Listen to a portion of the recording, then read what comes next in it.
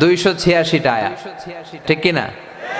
এই সূরার মধ্যে এমন একটা আয়াত আছে যেটা কোরআনের সবগুলো আয়াতের মধ্যে শ্রেষ্ঠ আয়াত। আয়াতটার নাম আয়াতুল কুরসি। বিষ্ণু বলেন, মান ক্বারা আয়াতুল কুরসি দুবুরা কুল্লি সালাতিন মাকতুবা লাম ইয়ামনাহু মিন দুখুলিল জান্নাতি ইল্লাল মাউত।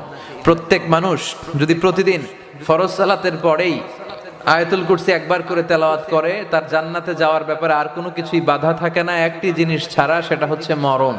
লোকটা মরে না, তাই জান্নাতে যায় না, মরলেই জান্নাতি।